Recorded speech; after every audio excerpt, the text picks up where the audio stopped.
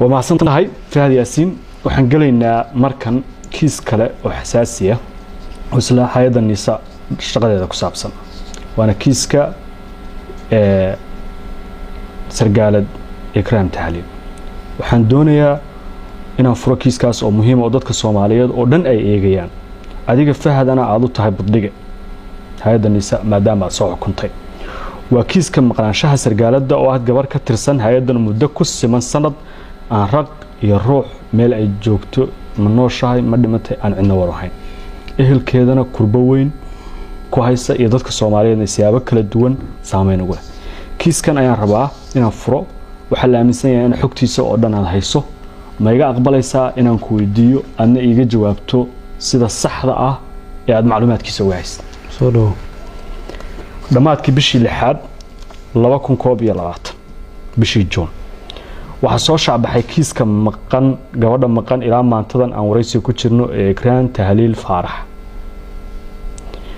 مقرن يسا عديق في هدهان إكران وأقانا أيضا نقانا قيس كذا نقانا هو أيضا نقانا فمل كذا نقانا متقانا دلو دي سواء قانا هذه وفهد ياسينة وها أقاسمه أسرية النساء بل إكران نوقع أنت تتقاند أنت هيدا أتمد ونشقين أنت ندح مرتي يو وحا إكران الحريرة لبا موضوع واي مد waxa waa iyada aqma taqaanaha waa aqaana oo familkeeda aqaana oo dad waliba family ahanahay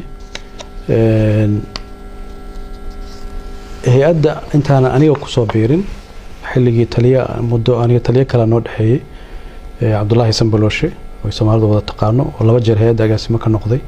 markiisi labaad buu hay'adda ku soo daray wuxuu ka dhigay protocolkiisa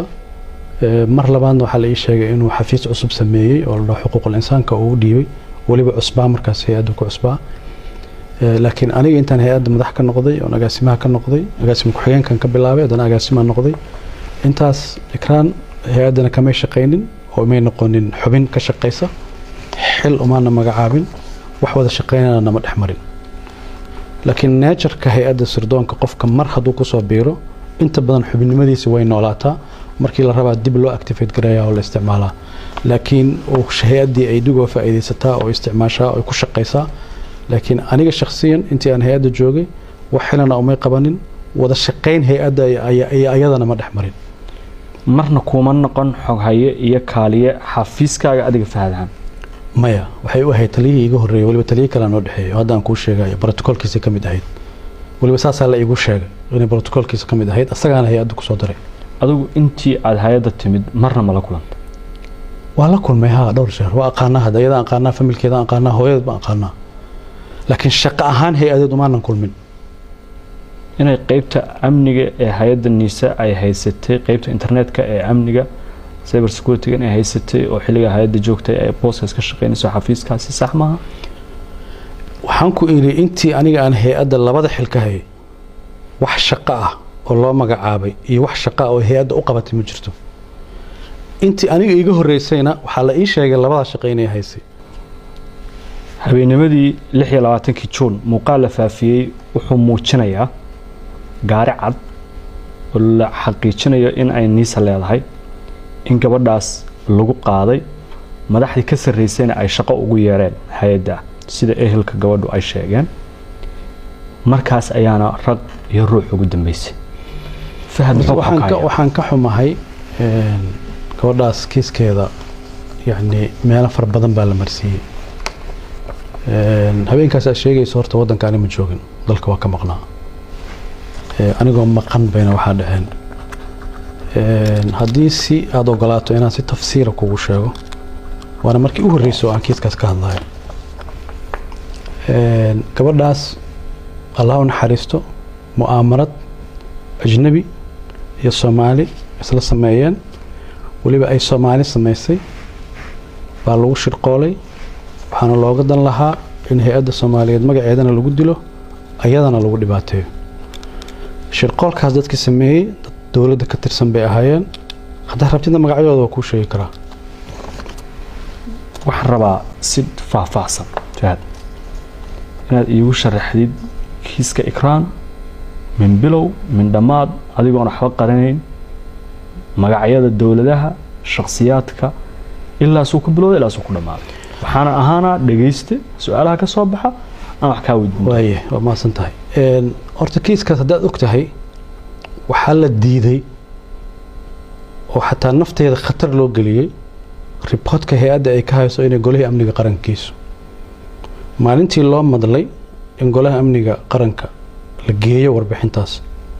oo guddiga amniga qaranka la hordhigo waa maalinta aniga Jabuuti la igu xiray oo nafteeda khatar la geliyey oo nolosheeda khatar la geliyey ayada mawduuceeda markaa laga yaabo inaan ka sheekeysano hadda ma galaayo taas dantii laga lahaana waxay ahayd inaan xamar imaanin oo aan warbixintaas dhiibin taasoo kaliftay inaan dalka dib uga soo laabto oo diyaaraddii la soo celiyey oo dib loogu soo celiyey meeshii aan ka imid horta waxay ku tusinaysaa dadka mu'aamarada gabadhaas sameeyey inaysan raalli ka ahayn xogtaas inay baxdo laakiin maanta xogtii baan adiga ku siinaya fadal soo dhawow gabadhaas mu'aamaradeeda siday u bilaabatay ilaa u dhammaatay waxay shaqo u doonatay xafiiska ra'iisul wasaare maxamed xuseen roble gabadha markay shaqo xafiiska u doonatay meeshii ay sugaysa in shaqo la siiyo baa dad mu'aamarad ajnabiyana ka shaqaynayay rabay dalka inay khalkhal geliyaan baa waxay u isticmaaleen gabadha nafteeda in khatar la geliyo nolosheeda khatar la geliyo mas-uuliyadda koowaadna qofka qaadaya ra'iisul wasaare maxamed xuseen roble waa gabadha maalinta gaariga lagu soo qaadayo waxaa loo ballamiyey wasiir ku-xigeenkii warfaafinta alcadaala oo u kaxeeyo ku yiri ra'iisul wasaaraha shaqo ku siinayo maalmahaasi ku noqnoqota xafiiska ra'iisul wasaaraha shaqo lagu siinaa lagu yiri ayadana shaqo raadis ahayd mar waxay ka fikirtay guddiga doorashada inay oo Hirshabeelle inay gasho mar waxay ka fikirtay inay xildhibaan Hirshabeelle noqoto haddana way iska daysay markii dambe xafiiska ra'iisul wasaaraha tir shaqo u doono sidii wax u dhaceen tafaasiisheeda inteeda badan ma raba hadda inaan galo laakiin intaan kuu sheegi karo waxa waaye gabadhaas gaariga lagu qaaday nin la yiraahdo xildhibaan oo la yiraahdo Mahad Salaad oo hadda rabtid feelkiisa mar kale aan furayno ama su'aalo kale ku furayno baa la kulan siiyey asaga gaari ku qaaday gaarigii baa laga qaaday waxaa la geeyey Daar es Salaam xaafad la yiraahdo xamar ku taala oo dadka magaalada ugu ladan ay degan yihiin gurigaas laga qaaday waxaa la marsiiyey Shabeellada hoose meel jilib u dhow baa la geeyey halkaasaana lagu dilay nin la yiraahdo Mahad Karatay oo madaxda shabaabka kamid ah operation ka fuliyay oo ay xiriir dhow leeyihiin Mahad Salaad ra'iisul wasaaruhuna aweer buu ahaa wuu ka warqabay dhibaatadaas in loo geysanayana wuu ka warqabay aakhiro iyo adduun qofka gabadhaas la weydiinayo waa ra'iisul wasaare maxamed xuseen roble farsamada lagu fuliyayna alcadaala iska lahaa gacanta fulisayna Mahad Salaad waaye cidda dishayna waa al-shabaab sidaas aan kugu sheegay uu qorshaygu ahaa inaan guddiga amniga qaranka hortooda ka sheego laakiin si aysan xogtaas u bixin waxaa la qaaday 4 talaabo hay'adda in la dhoofaada shaqada laga joojiyay taliye cusub in loo magacaabo waad ogtahay in taliye cusub loo magacaabay aniga ee boorka la igu celiyay Djibouti anoo transida oo dawladda Djibouti la isticmaalay oo la dhaxgalay markii aan xamar imaadayna waxaa la diiday shirka in la qabto waraysaaro wuxuu diiday inuu shirka soo qayb galo marka haddii kiiska inta talaabo oo la qaadad waxaad ka garan kartaa cidda qaadaysa maxay kiiskan u qaadaysaa taliyaha nabad sugidda haddii la rabo in la baaro shaqada laga joojiyay taliye kale la magacaabay safarkii baa loo diiday shirkii baa la diiday waxay ku tusinaysaa waxaasoo dhan waxa loo sameeynayo lixaajati fi nafsi Yacquub wax uu og yahay baa jira waa wax asaga uu og yahay inuu sameeyay maadaama uu sameeyay cid allaale iyo ciddii warbixintaas sheegi kartaan inuu la dagaalamo dagaalku ra'iisul wasaaraha uu waday oo hay'adda ku qaadan laba hadaf oo kala ahaa sumcadda hay'adda in la dilo institutionka dawladda la burburiyo oo meesha ajnabiga ay ka soo galeen oo ay rabaan hay'adda nabad sugidda iyo sirdoonka qaranka maadaama ay dawlado fara badan dhaaftay oo qaarkood dariska ay ka hormartay in dib loo soo celiyo heerkii faragelinta maalinta aan ku sheegayna lagu soo celiyo dawladda ajnabiga ee kiiska ikraan fulintiisa fududeyntiisa qaadatay waa laba dawladood mar raba hadda magacooda inaan sheego dadka Soomaaliyeedna waa fahmayaan laakiin mar raba inaan magacooda sheego laakiin Fahad waxaad sheegtay magacyo ay ka mid yihiin Mahad Salaad oo hadda hay'adda haysta injineer Maxamed Xuseen Roble oo ra'iisul wasaare ah iyo Cabdiraxmaan Yuusuf Al-Cadaala oo ah wasiir ku-xigeenka wasaaradda warfaafinta sidaas la mid ah dadka ajnabiga ah ee kiiska lugta ku lahaa ee aad eedeynaysid dadkaas dawladahaas labada sheegtay inaad magacoodid ayaan ka doonaynaa hadda inaan sheego diyaar u bihi asbaab jira dartood waxyaabaha jira markaad mas'uul sirdoon soo noqotay fasax u baahantaa wadan iska sheegi karin hadda fasax laakiin dadka Soomaaliyeed waa og yihiin dawladahaas aan ka wado way yaqaaniin imaaraadka iyo Kenya miyay noqon karaan adiga dhahay ani ma dhihin adaa dhahay gabadha gaara lagu qaadaysaa sheegtay waxa la geeyay xaafad magaalada kamid ah gaarigana waxa sheegtay in loogu ballamiyay xafiiska wasaarada waliba ani wadanka waa ka maqanaay markaas sid ku ogaatay waxaan rabaa inaan kugu daro xataa aan ka ilaabay dadkaas mar kastoon aniga wadan ka maqanahay mashaariic sameeyaan kiiska ikraan waxa la alifay anoo maqan kiiska hay'adda isbedel lagu sameeyo waxa la sameeyay anoo maqan saddex bari ka horna ma aqaan la socotay isbuuci hore gurigeyga la galay ciidankii iyo qalabkii iyo wixii yaalay baa la qaatay anoo maqan hal mar anigoo jooga waa awoodi waayay inay wax sameeyaan sid ku ogaatay xogtan dalka dad ka maqnay waa xog culus oo xasaasiya in dad mas'uuliyiin maanta ah oo mas'uuliyiin xilal sare haya oo waliba booska aad joogtay niisa sargaalka loo magacaabo mas'uulka loo magacaabay aad ku eedanayso inuu kiiska isagu wax badan aan ka ogahay intaas kaliya ma aha qal dhibaato far badan oo amni darrada dalka ka dhacday qayb bay ka ahaayeen dadka aan ku sheegay ilaa ay gaareen xataa dariska inay dhibaato ka geystaan professor Abdiwahaab oo Nairobi jooga ra'iisul wasaare Maxamed Xuseen Roble ka shaqeeyay oo dhaqaale ku bixiyay oo systemka dawladda Kenya iyo dad kala duwan dhaxgalay oo gaangis rabay inuu isticmaalo qorshahan wuxuu ahaa professorka in la dilo waxa la rabay in loo dilana hal shay bay ahayd maxaa dawladda Soomaaliyeed qaran Soomaaliya u difaacaysaa intaas loo dilay waliba professorka waxaan diyaar u ahay in arrintaas xogta uga baahan yahay waqti kasta uga baahan yahay ka siiyo kiiska ikraan doorka mahadsala waa hadda hay'adda niisa jooga maxay ahayd intaan ku sheegay bay ahayd haddaad rabtid kiiska gabadha intuu ku lahaa waxyaabo kala jira laakiin kiis gabadha haddaad dubtoontid intaas buu ku lahaa mu'aamarada ayaga wada sameeyay gacantii fulisana mahadsalaad buu ahaa yoolka laga lahaa maxay tahay laba arrimood laga lahaa in hay'adda sumcadeeda lagu dilo amniga dalkana lagu khalkhalgeliyo mahadsalaadna amni darrada dalka waxyaabo badan oo khalkhal ku sameeyay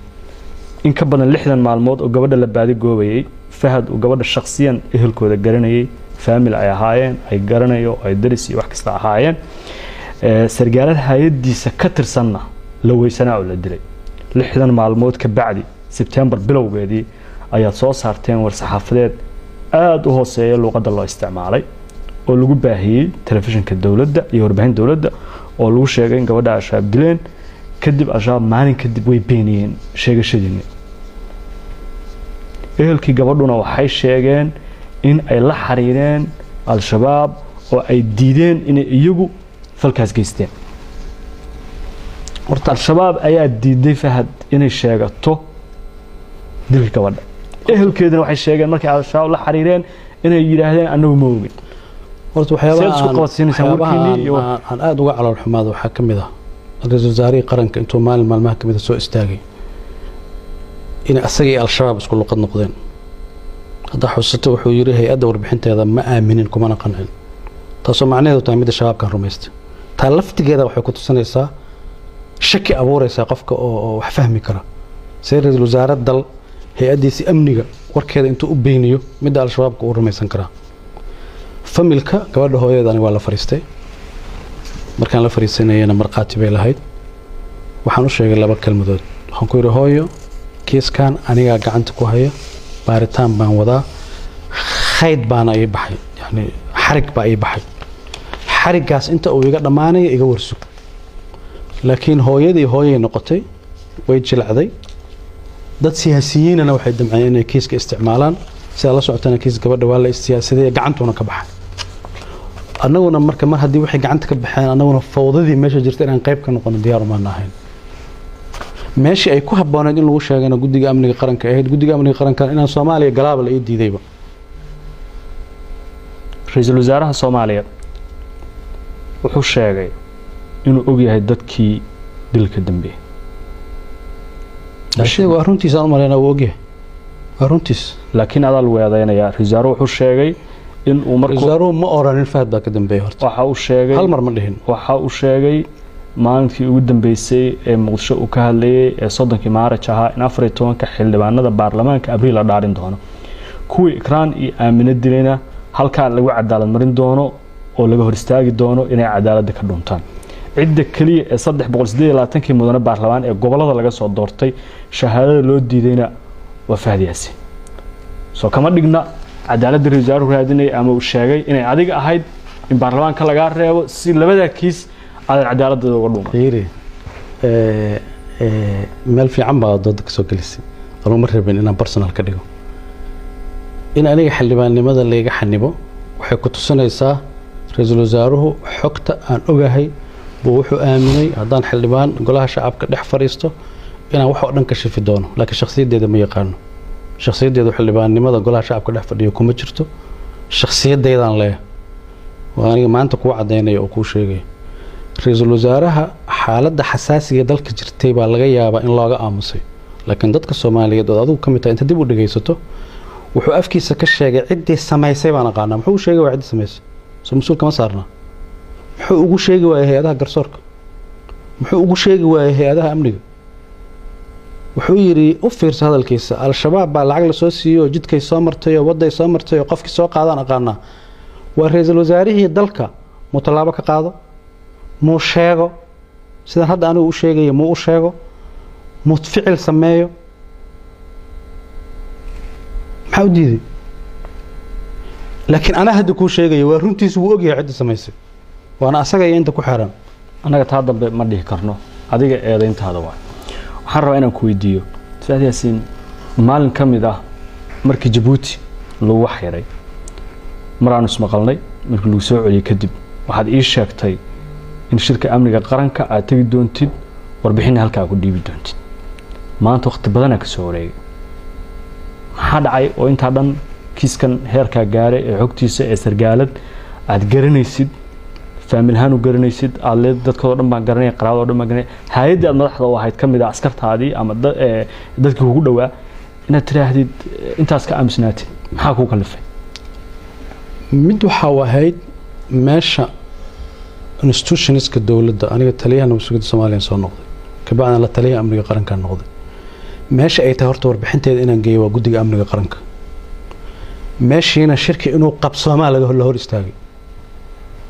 wasiirka cadaaladda loo diiday inuu ka soo qayb galo wasiirka amniga loo diiday inuu ka soo qayb galo ra'iisul wasaarihi baa diiday inuu ka soo qayb galo haddii ra'iisul wasaarihi uu ka soo qayb gali waayo waxay noqonaysaa garab ka soo horjeeday oo sheekaystay buu u fasiranaya anuna meeshaan rabay warbixinta inaan ka jeedo waxay ahayd asagoo fadhiyo inaan sheego haddii taa ay hirgeli weysay laba sababood baa jirtay mid dalka xaalad doorasho ku jiray maan rabin fulkaano kale inay qarxdo buuq qarxo lambar 2 madaxda la socota madaxweyne Maxamed Abdullaahi Farmaajo wuxuu xakameeyay hay'adaha amniga ah inaysan gacan aan aamin ahayn aysan galin gacan aan aamin ahayn markaan ka wadana ra'iisul wasaare Maxamed Xuseen Roble oo rabay hay'adaha amniga inuu dhex galo taliyaasha bedelo wadanka oo dhan uu qalalaasa galiyo waxyaabihii loolanka ahaa ra'iisul wasaaruhu wuxuu ka dhigay siyaasad laakiin annaga waxay noo ahayd dalkan bal inuu taagnaado inta doorashada laga gaarayo haddii Maxamed Abdullaahi Farmaajo madaxweynaha uu soo laabtana khayr haddii kalena qofkii kale loo dhiibay uu go'aan gaaro marka haynta in la haayay baa keentay bal horta meel in lagu simo Fahad gabar dhinac gabarka ah Soomaaliyeed dhinac sargaaladka ah hay'ad ka tirsan nisa dhinac muwaadin Soomaaliyeed oo la weysan yahay xogteeda maxaa ka muhiimsan hadda horta laba dhinac yaa gabadha dhibaatada dilka u geystay waa sheegnay yaa ka dambeeyana sababtan u sheegi weyna waa ku sheegay waxaan ku yiri goliyaan ka sheegi la waa la diiday laakiin waxaad awooday inaad shijir aad qabato sidan oo kale hadda saas institutionada dawladda ma shaqeeyaan يعني قرنimada Soomaaliyeed iyo hay'adaha Soomaaliyeed waxa la fiiriyaa waxa aad sameynayso maxaa ka dhalan kara aniga inta nabad sugidda madaxda ka ahaa intaas oo file oo sensitive oo khatar ah ay soo maray waxaan ka shaqeynaya ma xakameyn kartaa ha waxa xakameyn kartaa hada xakameyn kartaa dadka qalqalin laakiin adan hadda ku weydiinay hadaan inta caddi soo istaagay intaan ku sheegi lahaa waxa la dhihi lahaa dawladda mucaarad target gareynaysa wax kale lama dhahan laakiin maanta dadkii baa qaarkood xukun ka haya سادو أركتها ما أنت نتشكت مع حكتاس. وحنو أركا إن له هلاي فرصة لولا حساب تمام دتكي دم بيجاز جستي. فالكاس كوكعي. فهد ياسين. فرصة بارتان لو سماه فرصة حقيقة لو جاره. فهد أحمد ظاهر. إيه اللي جوده محكمة بفرتين. وحش محكمة دتك لوجي القريم مجعيوضة هذا كوكا. ديار موتها إن المحكمة سكت دفاع عدد وأظهر تكتي. وحنا بقينا نقول شيء سؤال هذا نوكا جوابيه. كيسك محكمة يافري maxamed xuseen rooble furay horta iyo raggii la shaqeynayay isla maxkamaddii baa anugu ka dhagaystay iyadoo la leeyahay Fahad Yaasiin waa beri isla maxkamaddii baa tiri warqad soo saartay oo tiri Fahad shuqul kuma lahan raggii kale oo magacooda la sheegayna shuqul kuma lahan hay'adda nabad sugidana shuqul kuma lahan labada jeerna anugu idaacaddan ka dhagaystay waxaan diyaar u ahay xaqiiqadaas cid allaale iyo ciddii dembigaas geysatay in la dabagalo la maxkamadeeyo xuquuqda ay mudan yihiin la marsiiyo adigu maxkamadda waa tagaysaa waa iska difaacaysaa hadda maxkamadda haddii la iga yeero maba diidi karaba diyaar u tahay maxkamadda maba diidi karaba de waa sharci ma diidi karo xogta aan kuu sheegayana waliba waa 10% ka badan baan hayaa oo hay'adaha khusaysa u sheegi karaa 22 Julaay 2022 agaasimaha nabad sugidda iyo sirdoonka qaranka ee hadda xilka haya Mahad Salaad Maxamed bartiisa Facebooka wuxuu ku qoray oo uu sheegay in kiiska khaarijinta sargaalad Ikraan Tahliil aad soo maleegtay adiga Cabdullaahi Kulanajiis iyo Yaasiin Fareyna uu ahaa fuliyihii kiiska ee gacanta ku lahaa sidaas ma jirtaa أنا فيسبوك ملهي دوسها قرينا وامقلا إنه قري قف بأي شيء إنه قري إنه ليكم آخر سنة لكن أيضا الافتقاد عدينا أيضا الافتقاد شكئة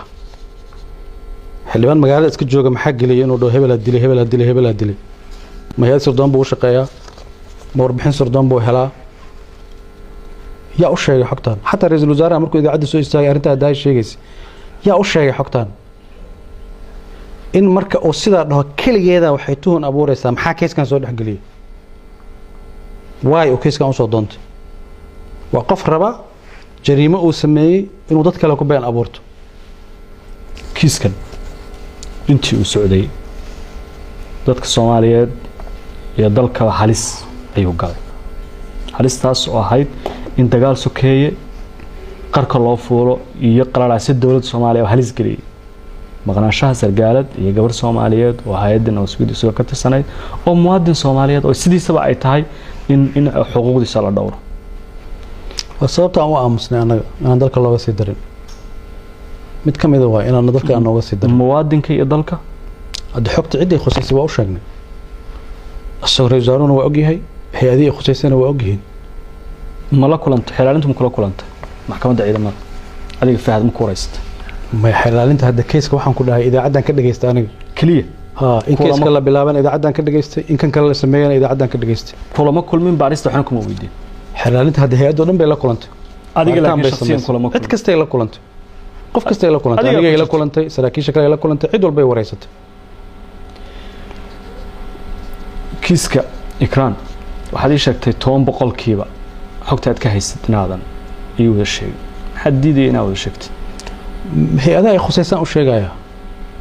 قرمة وقتي مناسب نقطة أما وقتي أي كوب هبون تاني الشيء markii kiiskan uu dhacay warqad baa soo saartay risaaruhu uu ku yiri warbixin soo gudbi warbixintii horena kuma qancin warbixintaasi luqadda ay ku qornayd aad bay ugu hooseysay xushmada ra'iisul wasaare oo golaha xufulinta u sareeya in loo qoro waa tiri golaha amniga qaranka imow halkaas ayaan warbixinta ku jeedinayaa luqadeedu ahay walaalo ani ma aqaan sababta aad u tiri way hooseysay because amniga dalka hay'adda ugu sareysa waa guddiga amniga qaranka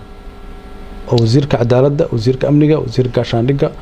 wasiiradaas ay fadhiyaan gobernatooraha muqdisho uu fadhiyo madaxweynaha fadhiyo ra'iisul wasaaraha fadhiyo taliyaasha ciidamada fadhiyaan aniga marka xogta aan hayay haddaan dib hadda ku xusuusiyo wareysiga maanta aan ku siinayo iyo xogta maanta aan ku siinayo iyo warqadda maalintaas aan soo saaray waa islahayd because sidee baan xogta u siiyaa qofka dembiga sameeyey sidee baan asaga u address gareeyaa oo warbixin ugu gudbiyaa hadduu asaga qayb ka yahay ma ninkii xukumayay iyo ninkii dembiga galay baan isku mid ka dhigaa inaan marka maalintaas dalbaday meel aan ra'iisul wasaare maxamed xuseen rooble ahayn inaan xogta siiyo waxay ku tusaysaa xogta aan hayay sensitivitygeeda iyo jihada aan rabay inaan wajahayo haddii aan ogaan lahaa oo ay ahaan lahayd inuu beri ka yahay qofka ugu horeeyaan siin lahaa buu ahaan lahaa waana sababtaan uga leexday ehelka gabadha hooyadeed inaad kulanteen ay saxaafadda ka sheegtay adigana waa ii sheegtay dad maqaatiyan idila joogeen maxaa ku tiri intaas aan kuu sheegay waxaan ku yidhi hooyo khad baan hayaa khayd baan hayaa xarig baan hayaa inta xarigaas uu iga dhammaanaya iga warsug wax tallaabaana ha qaadina warbixin dhammaystiran anaa kuu keenaya sargaal ka tirsan hay'adda ma u dirtay oo gurigeeda ma kula kulmay markaad xogtan heshay kadib kulankaas ka bacdi sargaal uu la kulmay wuu la kulmay waxaana u sheegnay hooyo idaacadaha aad ka hadlayso iska jooji naga warsug annaga laakiin markaan aragnay hooyo inay idaacaddii istaagtay idaacaddii ka hadlayso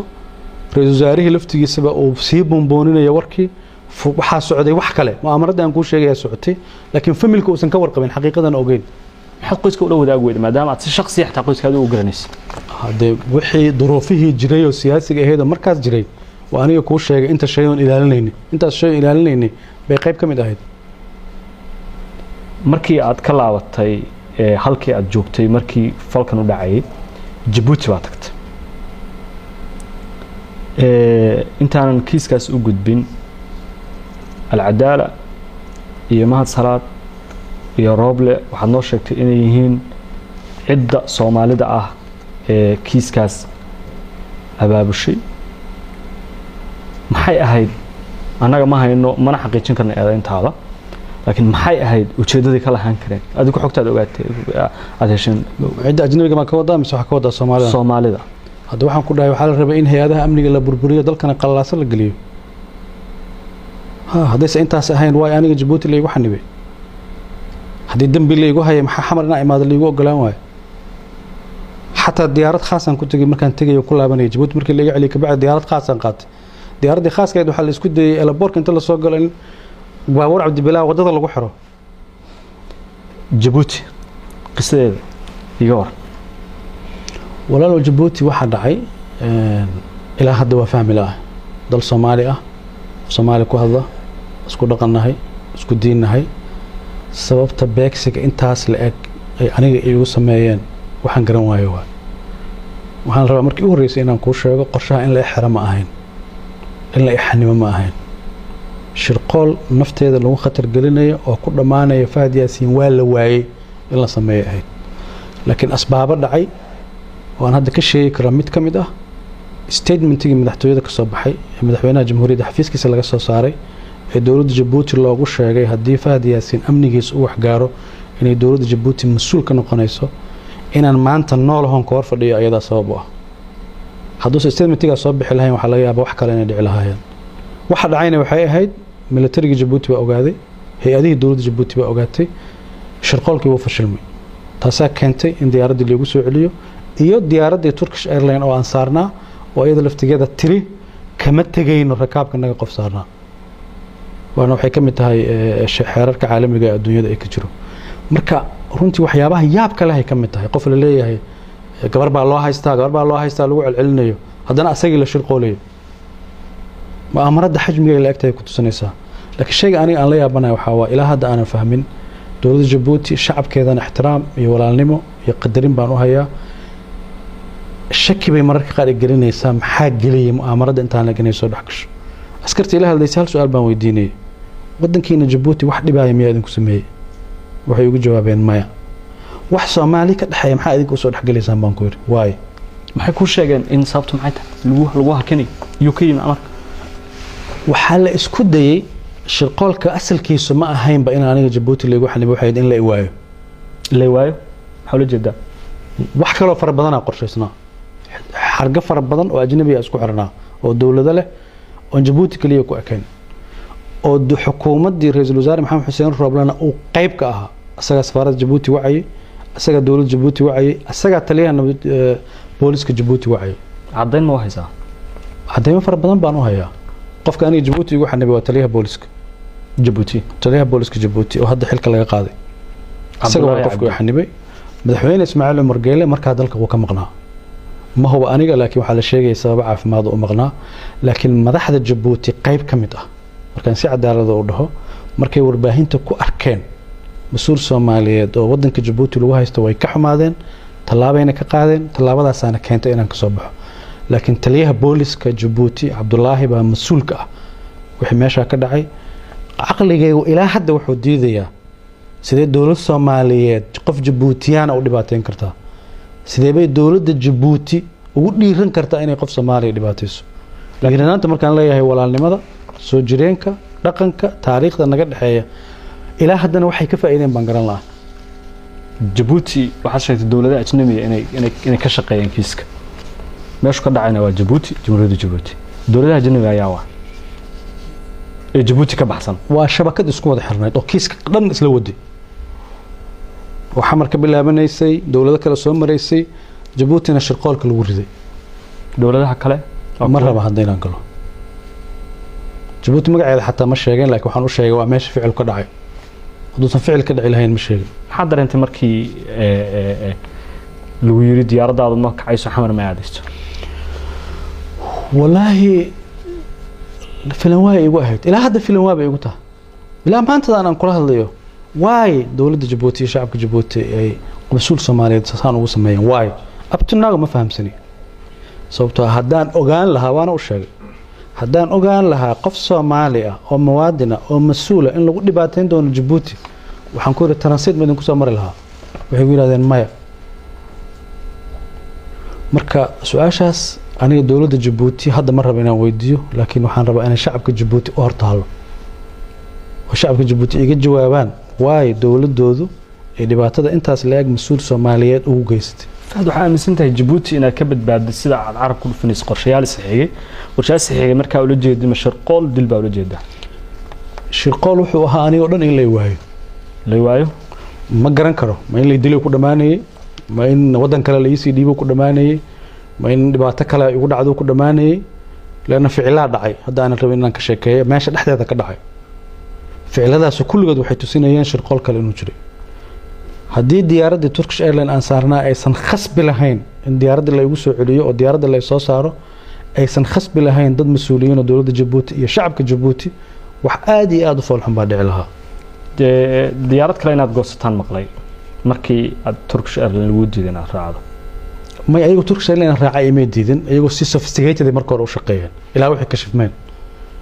ma waliba u qiraya si xirfad leh marka hore u shaqeeyeen diyaaradda halaysan hawada naga halaysan laboorka tigidka go'an xafiiska migration shaqeynayeen waxay isku dayeen inta allaalay inta ay sophisticated iska dhigi karaan way iska dhigeen bil munaasabana waa rumaysta aniga dadkii u horeeyay soo wacay waxaan ku dhahay wax dhibaato ma jiraan waxba halaysan waxa halaysanna waa la saxayaa saasaan aniga u rumaystayba because shar ma filaynin taliyaha booliiska ma aragta markaadi kula kulmi markaas ba maya ma la hadashay kadib maya soo ila hadlaya muxuu ilahayaa si ku ogaatay xogtaan marka xogta xogaal baan u ahaa mu'amaradoo dhan baan hayaa safaaradii Soomaaliya Djibouti ku lahayd baa irida timidoo loo diiday inay timaado sawirada laga qaaday sawiradaas faali baa ka ahayd sawirada aan ogeyn baa laga qaaday dowladda Djibouti aan iga qaaday ayagaana faafiyay kulli ma ogeyn qaar waxay ahaayeen sawirada qol ku dhagan qaarna waxaan dareemayay booliskii yimid baa iga qaaday laakiin sawirro xataa la iga fasax qaatayna ma ahayn sawirro la iga ogaadayna ma anaga aan ogaa markii la iga qaadayna ma ahayn taasoo ku tusinaysa inay ku faanayeenba waxa dhacay oo aysan qarsanaynin kiiskii ikraan mar kale waxaad sheegtay in xogtiisa 10% kaliya aad baahisay aad iyo ogolaatin aad sheegto inta kale 90% waa xogtii ugu badnayd waa goorma sheegaysa waqti ay ku haboon tahay iyo cid ku haboon madareemaysa walacna kugu haysaa in maqnaanshaha gabadhaas ay qoyskeedii oo aan ogeyn raqiyo ruux dawladdu ay sheegtay wali hay'adda nisaa'adu ay joogtay ay sheegteen ashaab dileen shaab diideen oo inkireen oo dheheen anuu maana dilin ra'iisul wasaarihii qaranku yiri dadkii ka dambeeyay cadaaladdan hor istaajinayna oo baarlamaanka ka reebayna adiga kaligaana baarlamaanka ka maqanta baarlamaanka in aniga la iga xanibo waa wixii ugu sahlanaa oo dhacay adiga aqligaaga isticmaal dadkana dhageysanayaan aqligooda isticmaalayaan kiis baa qofkan lagu hayaa wadanka loo diidan yahay xildhibaanimada loo diidayaa xilka lagu haystaa hay'adii baa la qalalaasaynayaa ku xigay qof baa banaanka laga keenayaa amniga dhan baa la burburinayaa oo si kas loo burburinayaa waay hal case hadii la rabo in la xalliyo qofkii khusayso inuu wadanka soo galo oo la weydiiyaa sahlan waay in la ogolaado guddiga amniga warbixinta in la siiyaa sahlan oo ra'iisul wasaare meesha isku difaaco oo cidii khusayso meesha isku difaacaan maxaa loo diidaa ani way dhibaysaa waana sababta hadda warbixinta u dhiibayo waxay dhibaya in qof dalka saddexda qof oo ugu sareysa ama afarta qof oo ugu sareysa kamid ah intuu dambi galay uu dambigiisa ku qaranayo inuu hay'adda nabad sugidda iyo sirdoonka qaranka uu dambiilo ka dhigo haddana hay'adda inay hadasho loo diidayo haddana qofkii ugu sareeyay loo diidayo inuu warbixin dhiibo ra'iisul wasaaruhu isla habeenkaas uu kiiska ka hadlay cadaaladda xildhibaanada lagu reebay xildhibaan Aamina ayaa lagu dilay qarax ka dhacay magaalada Beledweyne Allah u naxariistay xildhibaan Aamina aad uma garan Aamina qof wanaagsan oo qiimo badan oo wadanka u shaqeynaysa bay ahayd بالمناسبة الله نحرسته وحي أهي دتكي مدحوين حسن الشيخ مركي أن كان بين كيس كمد أها لبكون لبيتون أيضا كمد أهيد حزب UPD أساسي شيء سي كمد أهيد أقوان شخصية احترام يقدرين فرب بدن بنا قد حيس كيس كجوردن كان آد وجه هذا الشيء أين هاد حلوانك كلية عدالة وكرادين تيرك الشغلانيس أنت أي سعوتي مرة مسألتين كيس ما أنا قال لما يسوي حريرا أنا لما حريرا لكن الله نحرسته dambigeeda Allah dhaafo waxaan qiyaasayaa inay rumaysatay warbixintii xafiiska ra'iisul wasaaraha laga dhiibay taasoo rumaysatay runtiina marka ay dhimatay xataa kaliya uma dhahayo qof aan ku aqaanay waaye qof wanaagsan inay tahay haddii xogta saxda ay heli lahayd waxa laga yaabaa inay si kale u fikri lahayd laakiin xogtii markaas haysatay ma ima soo raadinin ayadoo idaacadaha ka hadlaysana waa arka marka meel aan wax ka sixi karo ma joogin dhimashadeedii iyo dilkeedii waxa lala xiriirinayaa isla kiiskii Ikraan Tahliil inuu ahaa shabakad isku xiran oo arinta wada aabshay dadka lagu eedeynayna mar kale kiiska aaminana qayb ayaad ka tahay horta erigaas qof dhahay ma jiro ra'iisul wasaaruhu wuxuu yiri gacantii Ikraan dishay ayaa dishay oo aan baarlamaanka ka reebi doon waa duuban tahay hadee ra'iisul wasaaruhu magac ma sheegin horta soo magac ma sheegin hay'adna ma sheegin laakiin wuxuu sheegay in tareed isaga laftirkiisu dareemayo oo isaga loo soo hanjabayo oo yaqaan telefoonadii maasajada looga soo diray uu ka dareemayo muu sheegin mugta waxna waa faham waxna waa hadalka ra'iisul wasaaraha afkiisa ka yiri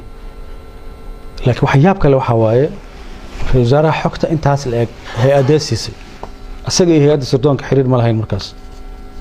wada shaqeyn ma lahayn sheeko gaata hay'adda ma joogin markaas hadii hay'adda laga ilaalinayo aan ku yiri inuu soo dhax galaa laga ilaalinayo in la macaamilo laga ilaalinayo مدام كرايم سمي نتكي إلى مركز هذه هيئة سردونك وسن حكي هلين لمبرتو حكتان أو هايستو محط لعبة وقاعد ورئيس الوزراء ذلك محو فعلوا سمين واي هدو أجي هاي عدي وحوحو يري ونوجه ومضى سماد اللي ذاكن تلاوة ما قاعدين وحما سمينين محي كنت سنة يعني in ra'iisul wasaarihii qaranku